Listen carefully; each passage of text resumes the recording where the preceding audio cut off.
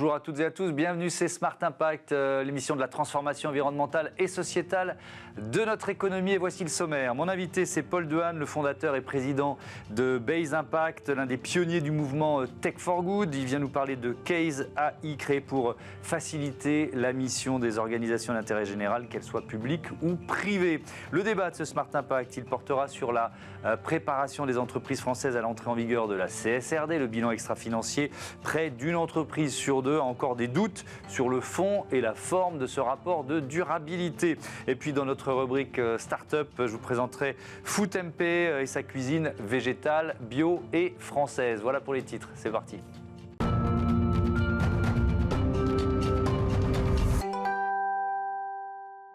L'invité de Smart Impact, c'est Paul Dehaene. Bonjour. Bonjour. Bienvenue. Vous êtes le fondateur, le président de Base Impact. C'est quoi d'ailleurs? C'est une entreprise, une association, une ONG? Non, c'est une ONG, donc c'est sur un format associatif en France, qui a pour mission de mettre la technologie, en particulier l'intelligence artificielle, au service du bien commun. Ouais.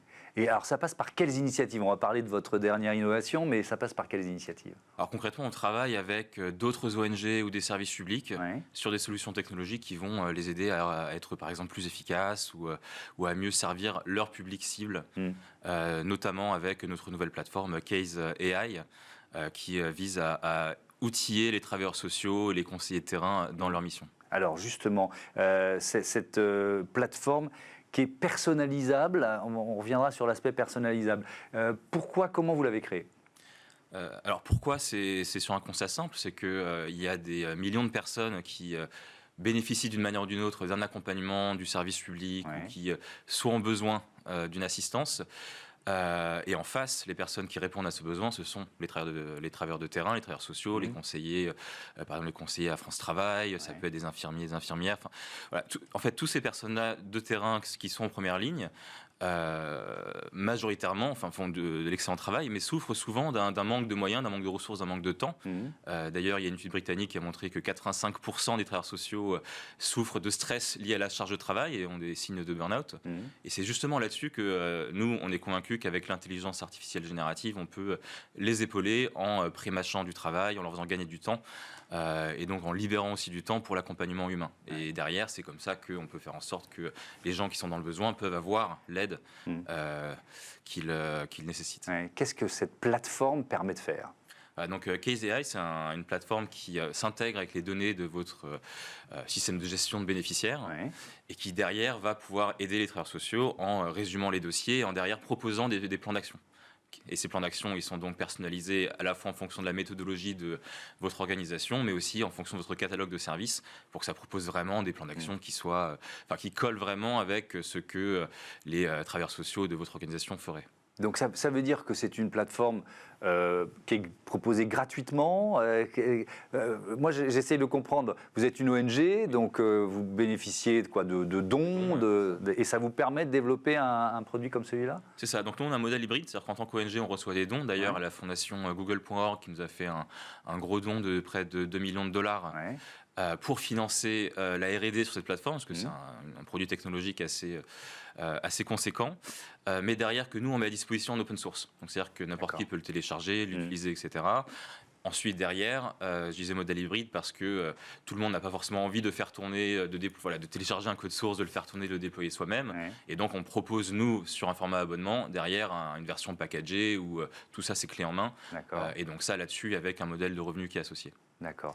Quand vous dites personnalisable, à quel point c'est personnalisable? Alors c'est très personnalisable, c'est-à-dire que derrière, en fait, c'est facile pour une organisation. Donc imaginez par exemple, vous êtes une association qui aide les enfants placés. Il y a tout un tas de méthodologies, de guides que par exemple vous pourrez fournir à vos nouveaux employés, parce qu'il ne faut pas le faire n'importe comment. Vous devez le faire aussi en fonction d'une méthodologie qui vous est propre. Tout ça, c'est quelque chose qu'on peut enseigner à Case AI et qui fait que derrière, lorsque le travailleur social utilise l'outil, les recommandations qui sont proposées collent vraiment avec ces instructions-là. Vous travaillez aussi avec l'association e-Enfance, par exemple, qui lutte contre le harcèlement et les violences numériques et qui utilise déjà cette plateforme? Alors, on est en cours de, en cours de travail. En cours de développement, c'est ça? Parce que e-enfance est également en train de changer leur système de gestion des cas. Ça, ce sont des choses qui prennent du temps. Mais effectivement, on travaille avec eux pour aider à faire en sorte que e-enfance puisse faire face à la montée assez exponentielle des appels. Oui, alors c'était la question que j'allais vous poser parce que, en fait, ce qui est compliqué, c'est que on est dans de l'accompagnement qui veut être le plus pointu, le plus humain, le plus précis possible, sauf que quand on est confronté, une association, à une masse grandissante d'appels ou de données, on est perdu, c'est ça le constat? En fait, malheureusement, c'est un constat dans le social, c'est que ça arrive fréquemment, par exemple, que vous ayez une montée par exemple pour e-enfance, c'est le nombre d'appels qui a presque doublé en un an. Donc c'est une augmentation du volume qui est conséquente, mais en même temps, les budgets n'ont pas doublé. On ne va pas forcément embaucher 2 fois plus de personnes. Enfin, on aimerait, mais ce n'est pas forcément toujours possible. Et c'est là, justement, que grâce à la technologie, on pense qu'on peut outiller les personnes qui sont déjà là sur le terrain et les aider à faire face à cette montée en charge. Ouais. Cette subvention dont vous parliez de Google.org, comment ça se passe? Alors vraiment question de curieux. Vous avez répondu à un appel d'offres, ils vous connaissaient, vous avez des contacts chez Google.org. Comment ça s'est passé? Oui, Google.org sont nos principaux financeurs depuis longtemps. Depuis longtemps. Ils nous avaient déjà soutenus sur des projets précédents, notamment on a beaucoup travaillé sur l'accompagnement des demandeurs d'emploi. Avec une plateforme qui s'appelle Bob et qui derrière en fait était un peu un prototype de Case AI puisqu'on utilisait à l'époque, il n'y avait pas encore l'IA générative, mais on avait développé tout un système pour proposer des accompagnements personnalisés en fonction de la situation d'un chercheur d'emploi. Et donc Google, on se connaît bien puisque nous on a démarré Base Impact aux États-Unis à l'époque où je vivais là-bas. Donc c'est vrai que ce sont les mêmes réseaux et je pense qu'on partage avec la fondation Google, qui est une partie à part de l'entreprise, en fait, la technologie, ça sert aussi, c'est un outil, ça peut aussi servir à faire de l'impact et surtout à l'échelle. Vous parliez tout à l'heure de la question cette tension qu'on a au niveau des opérations. Ouais. Vraiment, la conviction chez Base Impact, c'est que l'IA, ça permet de faire... de concilier deux choses qui paraissent un peu contradictoires, c'est de faire du personnalisé en termes d'accompagnement à l'échelle. Ouais. Il y a un côté un peu, de comment est-ce qu'on fait du sur-mesure en masse, parce que l'échelle, malheureusement, des problématiques sociales est massive. Est-ce que vous avez l'impression de remplir une mission de service public ? Oui, clairement. Et d'ailleurs, j'ai écrit il y a quelques années un papier à ce sujet, que l'innovation sociale et l'innovation publique, finalement, c'est le même combat. Ce qu'on a vocation à faire, c'est l'impact systémique, c'est-à-dire ce que nous, en tant qu'ONG, on peut faire peut-être plus facilement que les pouvoirs publics, c'est innover, c'est prendre des risques, c'est tenter des choses, que ça marche, que ça marche pas. Pour diverses raisons, dont des bonnes, c'est plus compliqué pour les gouvernements d'aller tenter des choses et prendre ce type de risques-là qui sont inhérents à l'innovation. Par contre, une fois que ça fonctionne, vraiment la question, c'est comment est-ce qu'on fait en sorte que ça passe à l'échelle, que ce soit pas juste un impact qui soit anecdotique ou une belle histoire où on dit voilà, super, on a réussi à prendre ce petit bout. Comment est-ce que derrière, si on peut aider, si on a une solution où derrière on voit que ça peut aider 1000 enfants victimes de harcèlement, pourquoi pas 100 000 ? Ouais. Alors vous avez peut-être lu, moi je suis en train de le lire, le dernier livre de Yuval Noah Harari, Nexus. C'est l'auteur de Sapiens, pour ceux qui avaient lu Sapiens. Il propose une histoire des réseaux d'information de l'âge de pierre jusqu'à l'intelligence artificielle. Je ne suis pas arrivé à la fin du livre, mais bon, il est quand même assez pessimiste sur la capacité humaine à maîtriser justement les IA génératives avec la puissance qu'elles sont en train d'acquérir. D'ailleurs, il ne dit plus intelligence artificielle, il dit intelligence autre. C'est intéressant. Quel est votre avis là-dessus ? Parce que vous nous dites, on met l'IA, et c'est ce que vous faites, on met l'IA au service du bien commun, finalement. Est-ce qu'elle peut nous échapper ?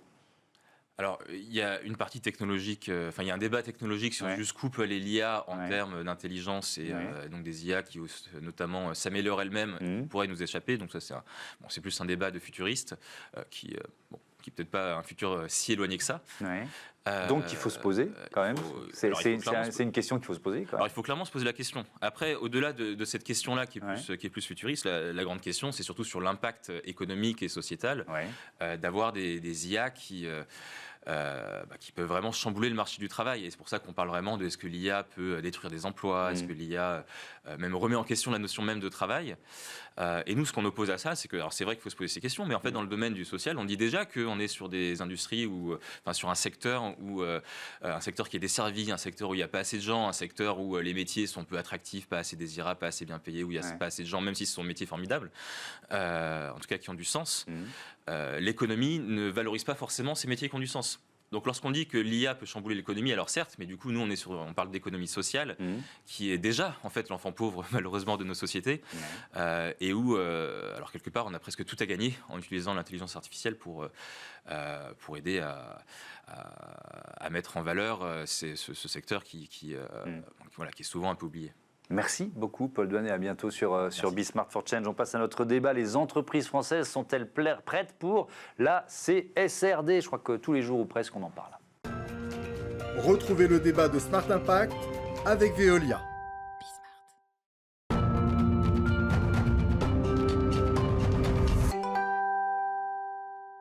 Les entreprises françaises face aux enjeux de la CSRD, la directive européenne sur le reporting extra-financier. On en débat avec Solène Garcin-Charcosset. Bonjour. Bonjour. Bienvenue, vous êtes directrice de l'activité RSE chez Tenaxia, et Thomas Guyot, bonjour, cofondateur de Trace. On commence par des questions de présentation rapide de vos entreprises respectives. Tenaxia, en quelques mots.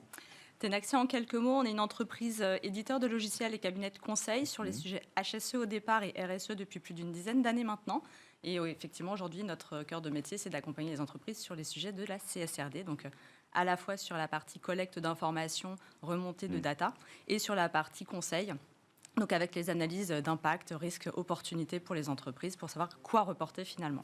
Vos clients, ils arrivent tous un peu affolés là en ce moment ou ça va? Alors, ils commencent à prendre conscience que le sujet est finalement assez important. On va avoir des clients qui vont le prendre assez sous l'angle réglementaire et d'autres qui ont vraiment compris que c'était une opportunité de transformer aussi leur modèle d'affaires et d'être toujours là finalement dans 10 ans.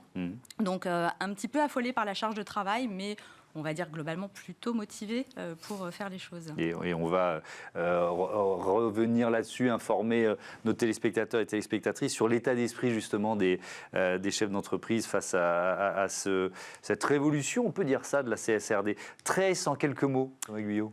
Alors Trace, donc, nous on est beaucoup plus jeunes, on est une start-up de 4 ans, une quarantaine de personnes, et on s'est spécialisé dans l'édition de logiciels pour le pilotage d'empreintes carbone, à destination principalement donc, des ETI et grandes entreprises. On va accompagner des sociétés comme Sodexo, RATP, LVMH, entre autres. Et donc il y a eu une fusion, une alliance qui a été annoncée fin mai, si je ne me trompe, avec quel objectif ? Exactement. Donc en fait, chez Tenaxia, on est une entreprise donc, qui a quand même pas mal de track record sur la partie collecte d'informations, pilotage de données extra-financières. Le sujet carbone est un sujet qui, malgré tout, se pilote un peu différemment des sujets extra-financiers classiques. Et donc on avait deux options. Soit on reconstruisait quelque chose en interne, soit on s'alliait avec une entreprise qui avait créé ça nativement. Et donc, il y a une rencontre, je pense, à la fois de personnes et de technologies avec Trace. Et donc, la fusion, finalement, a été assez rapide. Et donc, voilà, ça fait maintenant quelques mois qu'on travaille ensemble et qu'on est ravis de cette intégration. Alors, votre bilan des 6 premiers mois de vie commune, Thomas Guyot ? Écoutez, ça se passe très bien. Donc, en tout cas, au niveau de la culture d'entreprise, deux entreprises déjà de base très motivées sur les sujets environnementaux. Je pense qu'une des choses qui nous caractérise aussi, c'est qu'on s'est tous les deux lancés dans des moments où il n'y avait pas de réglementation. Donc, c'était vraiment la partie, on va dire, volonté d'améliorer l'impact qui a créé, on va dire, ces deux sociétés. Et aujourd'hui, on est effectivement drivé sur ce marché de la CSRD avec l'ambition de créer un champion français des logiciels ESG sur le marché français et puis européen par la suite. Lors du dernier salon ProDurable, vous avez présenté les résultats d'une étude sur le niveau de préparation des entreprises françaises à cette CSRD. Quelle est pour vous la leçon la plus marquante ? Cette étude. Oui, alors effectivement, on fait une étude où on interroge directement les personnes en charge des sujets. Donc, on a eu un peu plus de 208 répondants sur un périmètre français. Et ce qu'on voit, c'est une étude qu'on fait depuis 12 ans. Donc, on voit vraiment l'évolution et l'accélération de la prise en compte du sujet. De plus en plus de comités de direction sont impliqués sur le sujet. Avant, ils arrivaient à la fin, ils relisaient éventuellement le rapport RSE qui validait. Maintenant, ils sont vraiment impliqués dans le projet. Donc ça, c'est vraiment un événement assez intéressant à observer. Ils ont compris l'intérêt d'y aller et d'avancer. Mais ce qu'on constate aussi, c'est qu'il y a encore des interrogations sur finalement la CSRD. C'est un texte qui est dense, qui n'est pas toujours très facile et pas très abordable pour des gens qui ne parlent pas la RSE nativement comme nous. Et donc, il y a encore un gros travail de pédagogie. Ouais, je lisais 46% des entreprises qui ont des doutes sur le fond et la forme de ce rapport de durabilité. Exactement. Ça, c'est peut-être le chiffre le plus frappant. Ouais. Oui, effectivement. Sachant que par rapport à l'année précédente, on posait la question, on était 20% qui comprenaient à peu près la CSRD. Là, il y a quand même une amélioration. Mais oui, qu'est-ce qu'il faut publier, comment le publier, c'est aussi des sujets de doute. Et il y avait encore beaucoup de doutes quand on a fait l'étude. On a interrogé les gens en juin sur l'audit. Comment ça va être audité, qu'est-ce qui va être audité. Alors depuis, il y a eu quelques publications qui sont venues préciser le sujet, mais on voit que même aujourd'hui encore, quand on discute avec nos clients, il y a encore beaucoup de discussions sur pas mal de questions. Quelle est la priorité de vos clients, Thomas Guyot, sur ce point précis, la conformité, la préparation à ce bilan extra-financier? Alors aujourd'hui, je dirais que la priorité de nos clients, c'est quand même la conformité. C'est-à-dire que c'est intéressant parce que nous, on vient du carbone. Les entreprises qui travaillaient avec des sociétés comme la nôtre il y a 2 ou 3 ans, c'était vraiment des entreprises engagées. La réduction des émissions, ça fait partie de leur stratégie. Et c'est vrai que depuis 1 an et demi, 1 an, on voit que la priorité change, la CSRD arrive et du coup, c'est plus l'axe réglementaire qui devient effectivement la priorité de ces sociétés. Et oui, on est obligé de s'y mettre, grosso modo. Le pilotage carbone, tiens, je veux bien qu'on fasse un focus là-dessus. En quoi ça consiste pour une entreprise? De quoi on parle quand on dit pilotage carbone? Alors, c'est un point qui est assez intéressant parce que c'est vrai que quand vous parlez de la CSRD, vous devez collecter des indicateurs. Donc, de nombre d'employés, quantité de déchets produits, consommation d'eau de vos sites. Donc, vous allez vous allez demander à des personnes ces données-là et elle va vous les fournir et vous allez pouvoir reporter sur ces données. Alors que le carbone, on va pas collecter des données carbone. On va collecter des données d'activité transverses à l'entreprise, des consommations d'énergie, des quantités d'achat, des kilomètres de transport. On va agréger ces données et on va les convertir en émissions de CO2. Donc déjà, le premier changement, le premier paradigme, c'est qu'on va vraiment collecter toutes les datas de l'entreprise. Donc il y a une volumétrie de données qui est beaucoup plus forte. Et ensuite, on va identifier des leviers. Donc qu'est-ce qu'on pourrait réduire dans nos données? Qu'est-ce qu'on pourrait changer? Est-ce qu'on pourrait acheter des camions électriques plutôt que nos camions diesel? Est-ce qu'on pourrait acheter de l'aluminium recyclé plutôt que de l'aluminium neuf? Et en fonction de ces ajustements, on va créer des scénarios de décarbonation afin d'aligner l'entreprise avec la trajectoire des accords de Paris. Vous, ça permet à vos clients déjà d'identifier peut-être le poste carbone le plus important et de voir si c'est aussi, parce que ça ne doit pas être toujours vrai, le levier le plus efficace pour décarboner rapidement. C'est à ça que vous allez les aider? C'est exactement ça. Exactement ça. Vous mesurez, vous identifiez vos principaux postes d'émission et ensuite, vous allez avoir différents leviers d'action à disposition que vous allez pouvoir actionner. Et ces leviers d'action, comme vous dites, ils vont pouvoir être actionnés parfois dans un pays et pas dans un autre. Parce que vous avez une solution de décarbonation qui existe dans un pays et pas dans un autre. Vous allez avoir des solutions de décarbonation qui sont plus chères dans un pays que dans un autre. Donc il y a aussi une complexité de déployer ces stratégies climat au niveau international de nos clients et c'est un des enjeux auxquels on répond avec nos produits. Vous pensez que les chefs d'entreprise français sont suffisamment préparés ou encore un peu il manque de culture RSE pour être prêt à la CSRD? Il y a encore un travail de pédagogie à faire, effectivement. Un certain nombre aussi sont mis, et certains, c'est même nativement par le modèle d'affaires de leur entreprise. Maintenant, ce qu'on voit beaucoup, c'est que là, la CSRD va toucher les ETI. On a encore une bonne partie des ETI, en fait, qui n'adressaient pas le sujet de la RSE. Donc, ils découvrent un peu le sujet. On voit aussi dans notre étude, il y a une amélioration. On est sur à peu près 50% des entreprises où les conseils d'administration, les comités directeurs sont formés ou sensibilisés à la RSE. C'est aussi une évolution qu'on voit par rapport aux années précédentes où le chiffre était quand même beaucoup plus bas. Donc, il y a une volonté d'avancer sur le sujet, mais effectivement, il y a encore une bonne marge de progression. L'Europe, avec ce bilan extra-financier, comment vous le percevez? Alors, il y a une volonté d'être pionnier ou leader. Vous le percevez, et les chefs d'entreprise que vous avez interrogés le perçoivent plutôt comme une chance, une opportunité, ou encore comme un boulet, une galère, encore un texte et encore un règlement? Alors ça fait partie de la pédagogie qu'il faut qu'on ait aussi. Je pense que c'est sous les deux angles en fait. C'est-à-dire que c'est majoritairement qu'on a bien fait notre travail de pédagogie, c'est bien perçu comme une opportunité et une vraie chance pour les entreprises finalement de se démarquer aussi et d'être toujours là dans 10 ans.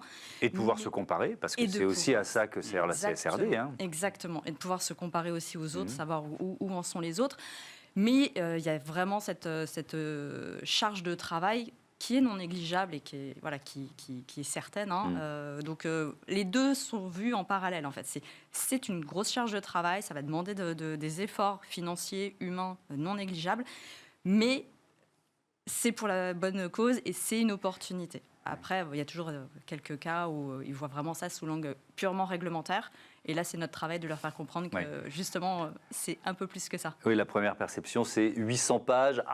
Bon, voilà. Et puis après, on se rend compte que les 800 pages ne concernent pas forcément l'entreprise, et que, etc., etc. Bref, on peut prendre des exemples je reviens au pilotage carbone et peut-être à l'effet d'une stratégie que vous pouvez mettre en place avec vos clients. Je crois qu'il y a par exemple la RATP Dev qui fait partie de vos clients. Je ne sais pas si c'est cet exemple-là que vous pouvez partager ou vous en avez un autre en tête, mais je veux bien que vous nous expliquiez ce que vous avez pu changer et en combien de temps dans une entreprise. Absolument. Typiquement, RATP Dev, le cas est assez intéressant parce que donc, RATP Dev, c'est une filiale de la RATP qui opère des réseaux de transport à l'étranger.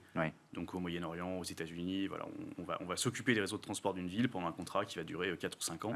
Et du coup, le gros des actions menées par RATP Dev, c'est le mix de transport au sein de ma ville. Donc les questions qu'on va se poser, c'est qu'est-ce qui se passe si demain mes 50 bus thermiques, je les remplace à 50% par de l'électrique? Qu'est-ce qui se passe si je fais un réseau de tramway? Qu'est-ce qui se passe si je change la source d'alimentation de mon réseau de métro? Donc c'est vraiment dans le cas des RATP Dev, on va jouer en fait avec ces différents éléments pour construire un réseau de transport qui va se décarboner par rapport au réseau existant. Et donc là, on va prendre en compte typiquement les mix énergétiques des pays. En fonction de mix énergétique de l'électricité, ça va être plus ou moins intéressant de prendre telle ou telle technologie. Et on ne soupçonne pas forcément que la RATP, qu'on voit par notre prisme franco-français, voire parisien et francilien, est une entreprise à ce point développée dans le monde. Merci beaucoup d'être venu nous présenter les résultats de cette étude et donc l'alliance entre vos deux entreprises. Voilà, c'est l'heure de notre rubrique consacrée aux startups éco-responsables. Tout de suite.